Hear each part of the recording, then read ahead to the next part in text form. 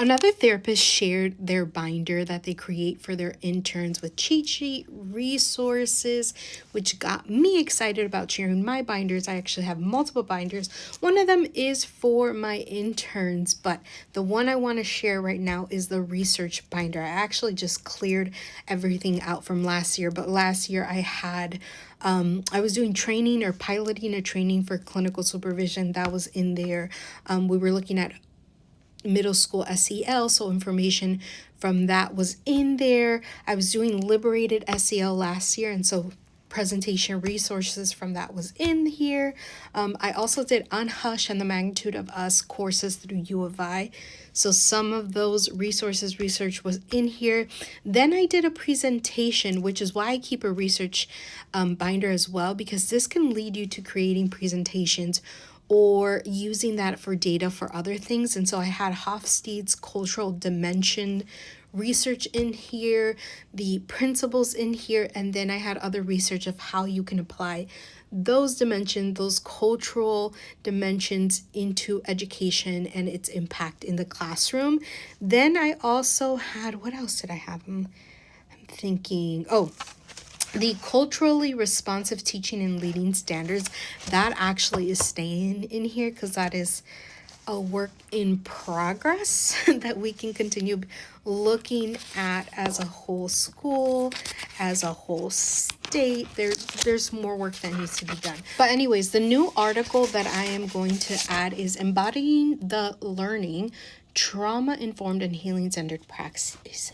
This is so interesting. Please read the whole thing. Basically, it talks about how we can't just be trauma informed. We really can't just be talking the talk without healing or healing practices being applied in schools. And so just a little bit of what's happening. The healing gap is a phenomenon in which teachers and practitioners are often expected to provide social emotional learning, trauma informed and healing centered pedagogies and practices for students while being ill prepared, ill supported to practice these things in their own lives. That is very true. In the field of education, there is a growing recognition that traumatic experience, especially, are occurring in childhood. So that while that is growing, this awareness, the practices are still taking a little bit to get there because actually, let me read this. Trauma-informed practices have become a tool for behavioral management and compliance rather than a practice for healing.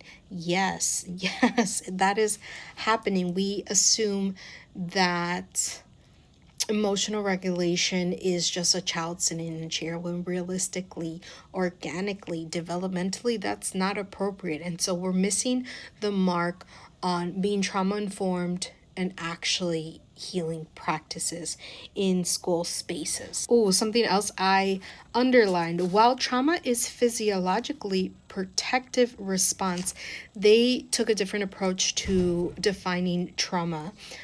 When we do not have the internal or external resources to metabolize the trauma, the stress cycle is left incomplete and trauma can become embedded. So how did they collect this data? Pláticas y testimonios. These are Chicana feminist methods that intentionally reject the white supremacist notion of research and instead center the lived experience of people who have experienced marginalization. I don't want to give you all the findings because this is really, really cool research, but I'm going to give you one that I thought it was so interesting. Manifestations of emotions and their integral connection to body experiences. So making that connection that how your body reacts, responds to certain situations matters because so often rational thought is typically privileged over emotional and bodily knowledge.